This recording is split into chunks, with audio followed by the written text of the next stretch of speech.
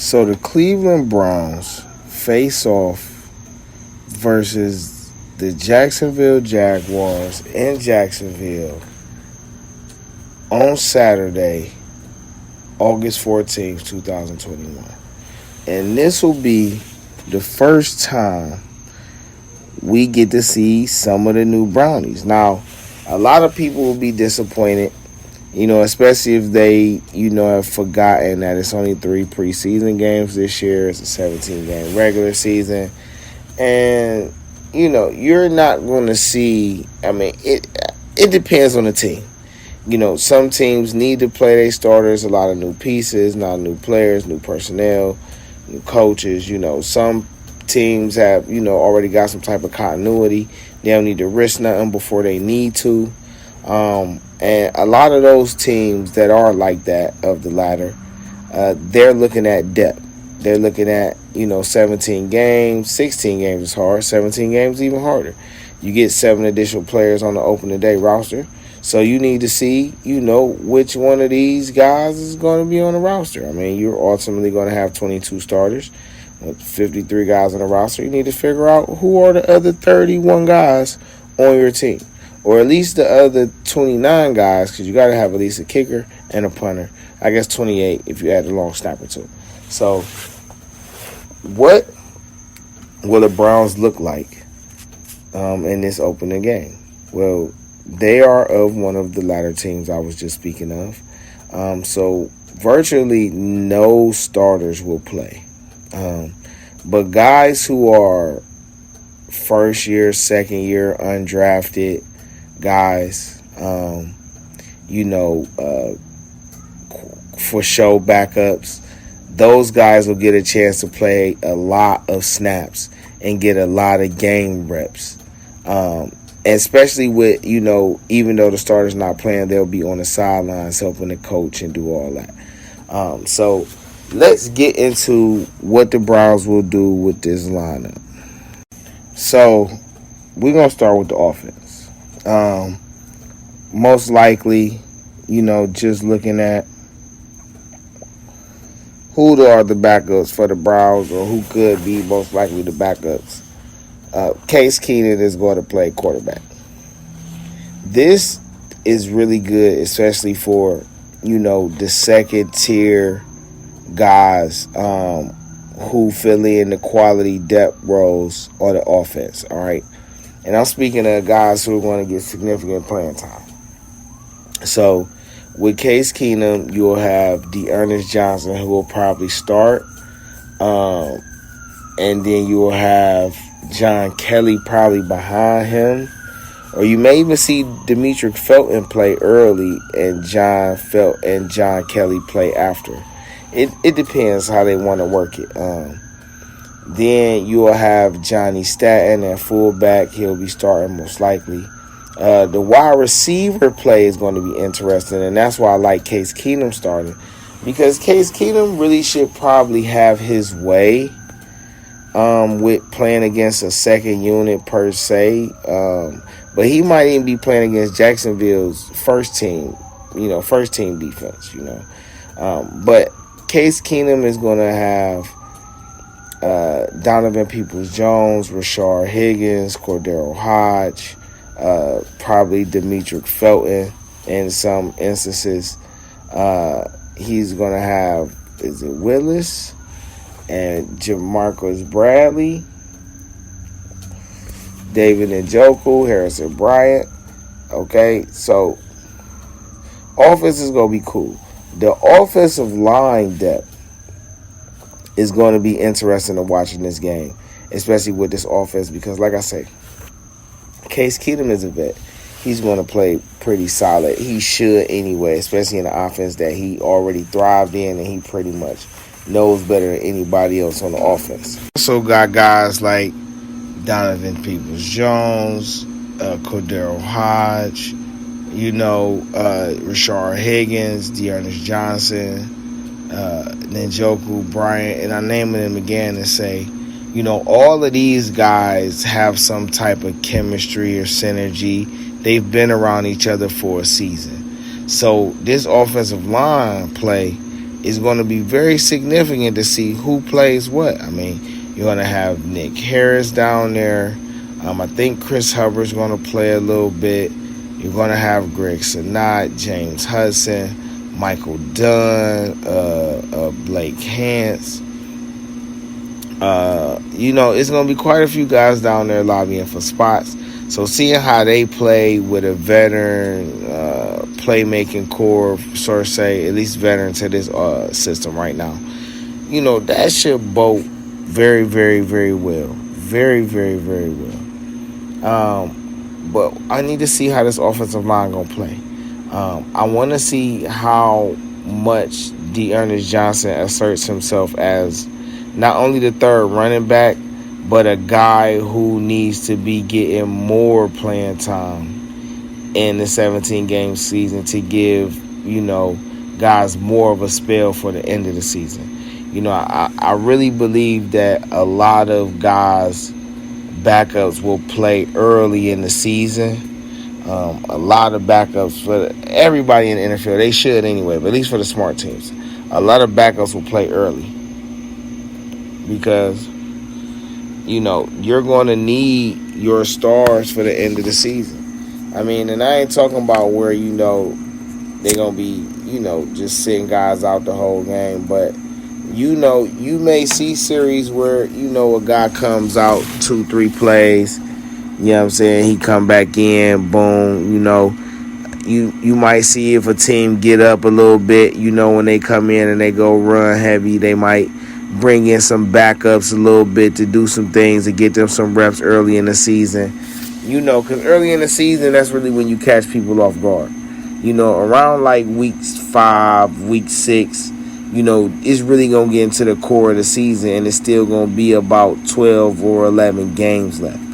So that's really going to be a nice football season because usually around this time, it'll be damn near halfway through the season. A 17-game season puts you at 18 weeks. You get to week 5, week 6. You know what I'm saying? You're virtually at about 5 games, maybe 6 games if you ain't had your bye week. So it's going to bode well for teams to go in their bags early. All right, get these guys some reps. Get them some playing time. Get them some film tape, some game tape in season, when it matters, especially early. So that way, during the hardcore of the season, when your guys is playing and you've been go over tape with these guys, they can work on fundamentals, techniques, or little things of synergy that help aid their role and helping everybody else do their job, or being a quality backup. But I expect Donovan Peoples-Jones to have a good game. I expect Rashard Higgins to have a good game. I expect David Njoku to have a good game because I suspect all these guys will play the entire first half. Now, how many opportunities they get to do what they do or what they can do will entirely depends on how much better this defense look from a depth standpoint. So now this is where all eyes probably should be and will be, even if they don't want to openly admit it. And it's going to be on this defense. Now, a lot of the starters will not play, which I think is a smart thing. Myles Garrett, Jadeveon Clowney will not play. Takk McKinley is out for personal reasons, so he will not play. Anthony Walker will not play. Denzel Ward will not play. John Johnson and Troy Hill will not play. All right. That's probably a significant drop-off from them, a lot of the main guys that you need to play, but this is about depth. I don't think Malik Jackson is playing either. So, in this game, you can have starting Andrew Billings and Jordan Elliott. Even though Jordan Elliott really ain't been performing, well, that's just what people say. I think Jordan Elliott has positioned himself to be more of a defensive end, more than a defensive tackle. So I look at, his production versus Porter Gaston, because I think those two are fighting for the same spot as the extra guy. Now, in fairness, you got a couple other guys down there, who've been, kind of camp studs or practice studs that's been with the team, since last season. But I suspect that it'll be Billings with Jordan Elliott. I actually think Porter Gustin probably gonna start, and I think his name Cameron Maldo. And I think I heard he's gonna get the nod as starter, with Curtis Weaver backing him up, and then I think Joe Jackson is going to back up Porter Gustin.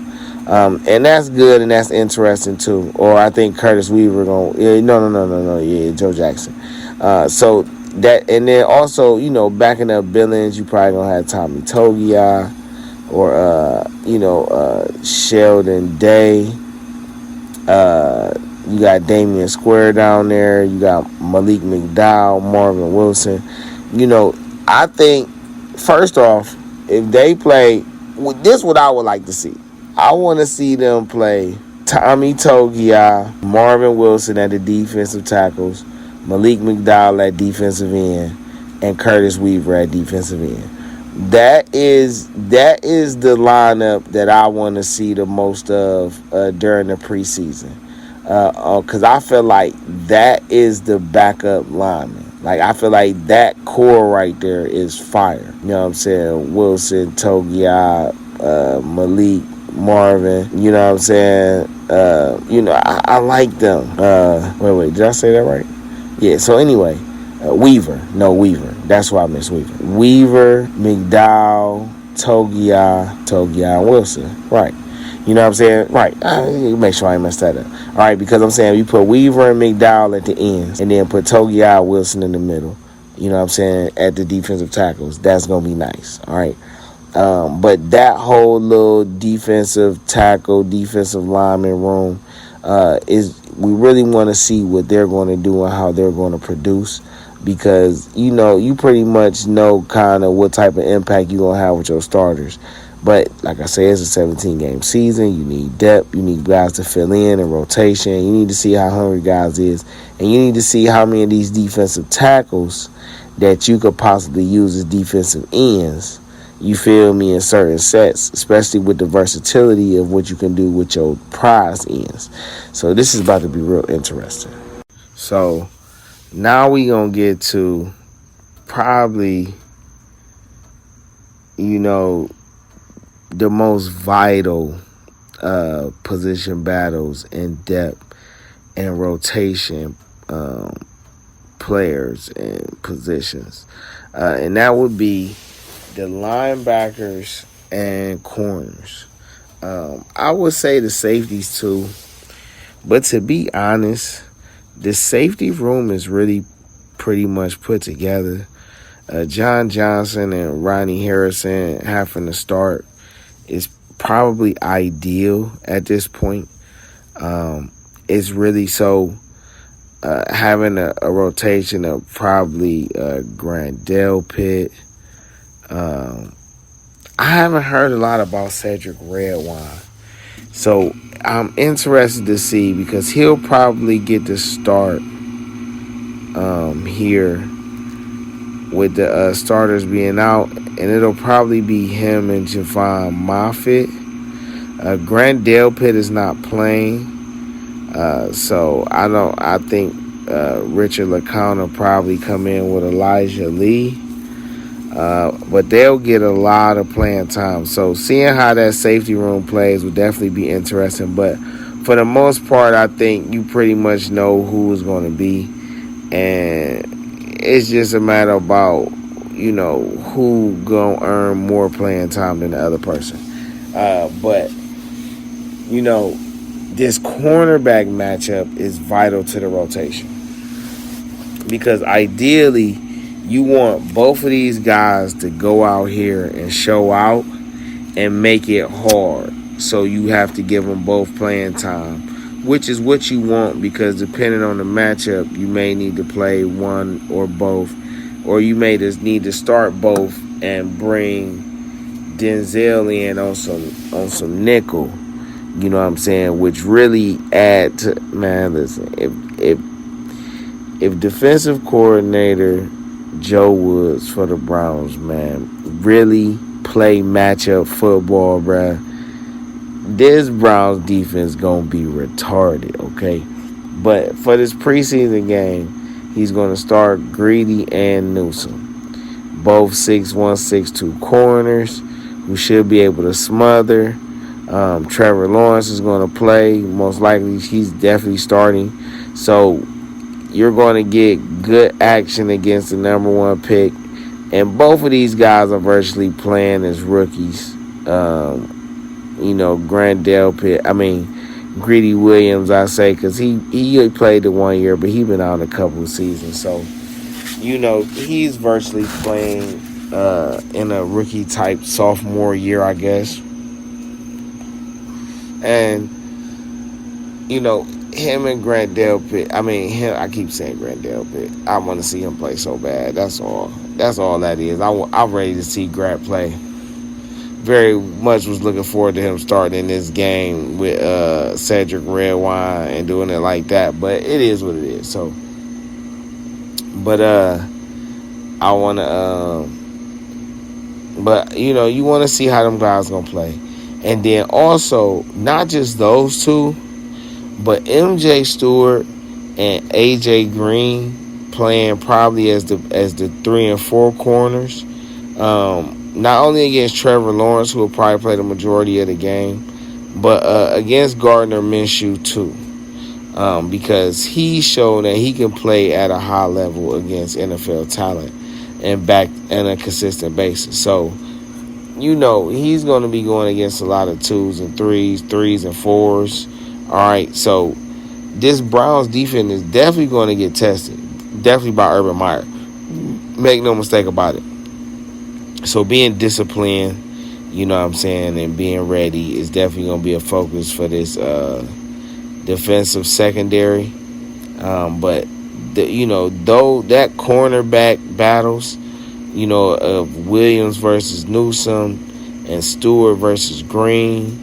And then you still got Robert Jackson and Keandre Thomas and a couple guys. So seeing how they play against Gardner is going to be a thing. But them first two matchups, them first 4 guys, that's the matchup that's important.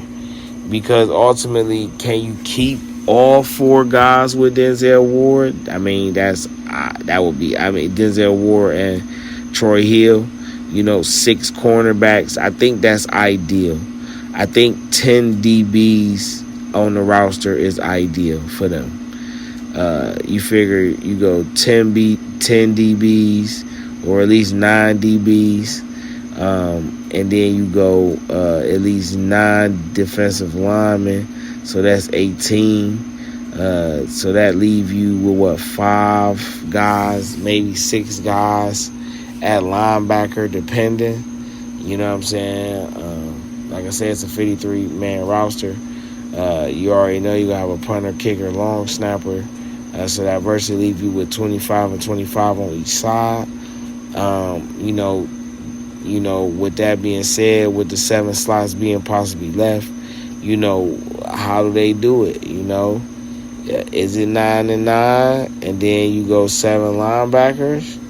You know what I'm saying? You go 9 and 9, or you go 10 and 10 and 5 linebackers. You go 10, 9 and 6 linebackers. However they want to do it. This is going to be the thing, but we definitely about to talk about this linebacker unit. So now, I think, even with all the talk about how the defensive line is going to play and, who's going to play in the secondary, this linebacking core is, in my opinion, man, is probably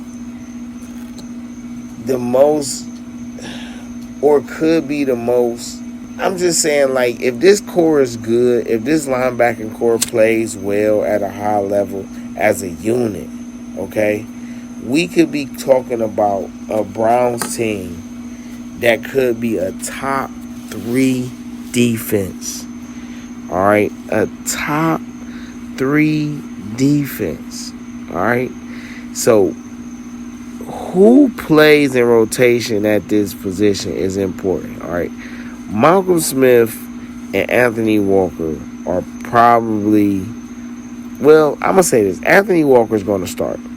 I've always and since day one said that Malcolm Smith is a linebackers coach and will probably end up being the linebackers coach when Jason Tarver's contract is up. All right, because Tarver probably is going to get a defensive coordinator offer after the job he does with this linebacking core right now. All right, that's just my out the way prediction on some futuristic, but whatever.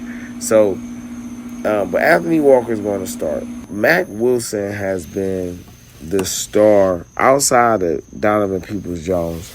Mack Wilson has been the star of training camp, and I like hearing that because I am high on Mack Wilson as a player, as a leader, as a Browns guy.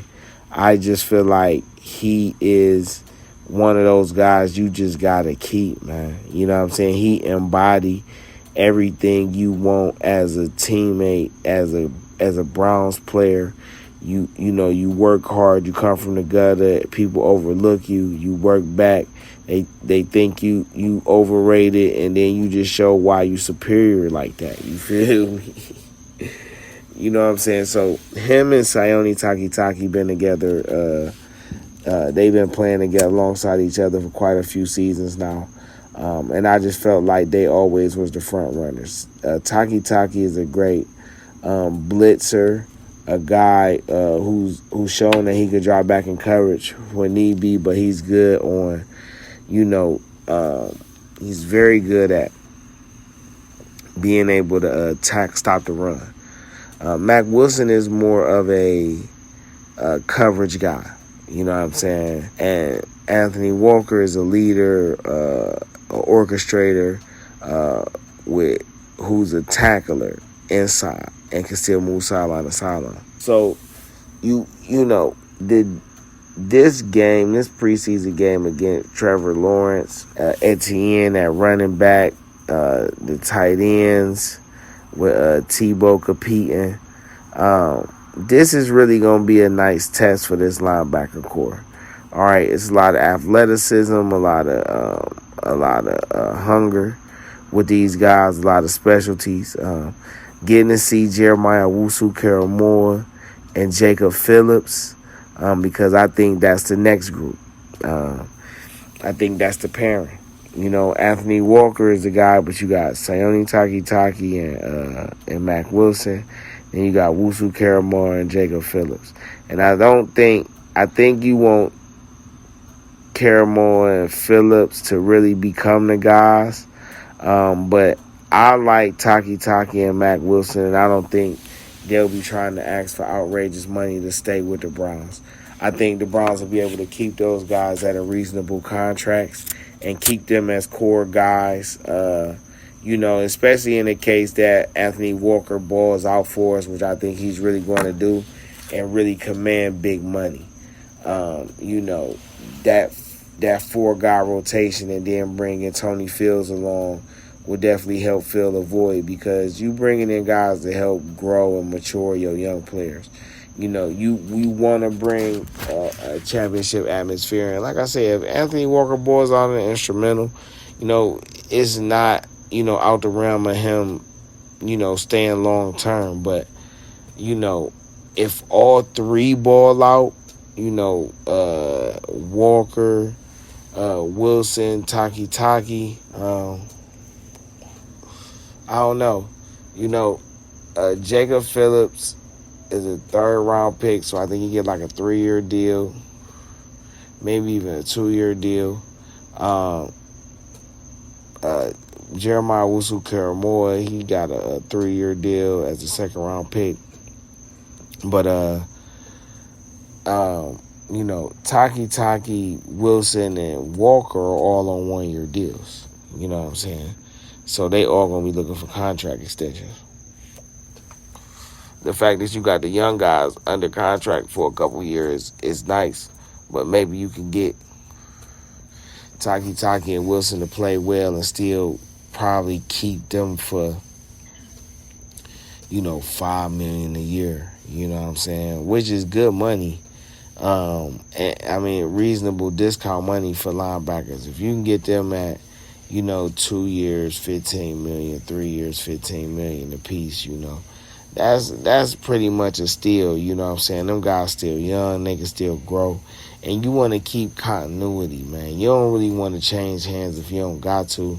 I know things about money, but when you're trying to build culture, sometimes you gotta be willing to pay a certain dollar if it's worth it. You feel what I'm saying? So, and then too, with the depth, they're gonna be able to save money with guys that ain't gonna cost a lot to keep on the depth side with the backups on the offensive line. A lot of the defensive line and a lot of the other guys have long deals. And the other guys that you about to give long deals are guys you drafted. So, the only probably wild card is Jadeveon Clowney. Maybe he balls out. But this linebacker room, we definitely don't get to see Elijah Benton. Or I might have switched him up. I think Elijah Benton is the one that's the safety, and then Elijah Lee is the linebacker. I kind of be switching them up sometimes. I don't know. As I say with Elijah Lee, battling. He really should be battling Tony Fields, but Tony Fields is out. Hopefully he gets to play in one of these preseason games, if not the next two. Or Tony Fields probably end up on the PUP list, which probably give us like a 6-week window, which is cool because you never know what could happen in those 6 weeks. But this linebacker room, this Browns defense as a whole, this is what you want to see. The kicker battle will probably be interesting too, with Cody Parkey and Josh McLaughlin, or McLaughlin, whatever the case.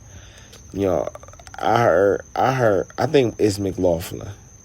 And I heard, he got a very, very nice leg, and he young. But Cody Parkey came through, though, for us last year. And like I said, you want to keep continuity, but you definitely want the best players, the best and the most impactful players at every position that you can have it. So it'll be interesting to see how they perform. I think, Urban Meyer is out to prove that he can coach at the NFL level. He has Trevor Lawrence, a guy who gives him a nice chance to be successful. He got quite a few weapons with DJ Shark and Keenan Cole. They got James Robinson. They got Travis Etienne. They brought over Shaquille Griffin. They got Miles Jack. They just traded Joe Schobert. And I heard they was trying to trade C.J. Henderson, but we gonna see how that unfolds. They still got a couple pieces over there. Urban Meyer was definitely busy. He did quite a few things, made quite a few moves people question, but Urban Meyer is a great coach, and he's back in the state of Florida where he can really do what he want to do. So I have no doubts, even though I might be biased as an O-State guy, I just don't have no doubts as Urban Meyer being able to coach at the NFL level, because I feel like the whole time he was out, he was preparing himself to be able to coach at the NFL level.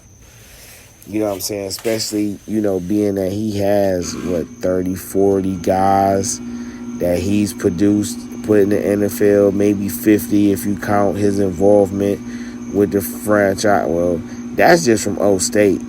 Urban Meyer could be responsible for up to 60, 70 NFL players currently playing. You know what I'm saying? Just him alone as a coach, quality players. So, he's going to bring something. He's going to bring it in his first game, especially against the Browns, because everybody tries to play against the Browns, and now the Browns to Hunter, and it's all that other extraness. So, I just feel like this game is really going to tell a lot just about the depth of the team, about how much input and control the coaches have or influence they have over their players, what type of schemes they running. You're going to see some bloopers. I wouldn't doubt if you see quite a few penalties to begin the game because, the Jaguars is basically a rookie team coming in with a new staff and a new foundational pieces per se. And the Browns still working out the kinks and they just playing with their second unit. But like I say, if I had my prediction, I would say, to be honest, bro, this could turn into a nice back and forth, or this could turn into a blowout. Cleveland offense, hold on. So as I'm saying with my prediction, you know what I'm saying, this could actually be a nice back and forth. I feel like Gardner Minshew and Trevor Lawrence alone is going to put a lot of pressure on the Browns defense because of what I feel like Urban Meyer is going to run. You know what I'm saying? A lot of familiar what Trevor Lawrence ran in college, just at a NFL level. Clemson already run like an NFL style offense, just with a little college flair. So having the type of weapons that he got, and I ain't saying he got crazy weapons, but these guys are vets. They have proven themselves in the NFL to be impactful. And, I just feel like, they're going to come to play. So, ideally, I would want to say the Browns defense could hold them to like 10 points. Because I think Trevor Lawrence is going to score a touchdown. I think Gardner Minshew is going to get a touchdown. Because it's the backups, I really think it might be kind of high scoring. So I'm going to go 28-31 Browns. I see like a 3-point spread. It's just the backups playing. But the Greedy and Newsome matchup and them versus Trevor Lawrence and the guys that they got, seeing how Etienne plays, against Wusu Karamoa and Jacob Phillips, and even Mac Wilson and Taki, you know what I mean? And you know what? It's so crazy because I think Jacob Phillips going to start, so it's probably going to be Jacob Phillips, Mac Wilson, and Taki, starting with Billings at the defensive tackle, Cameron Maldo, like I was saying, I think Porter Gustin going to start, and Jordan Elliott.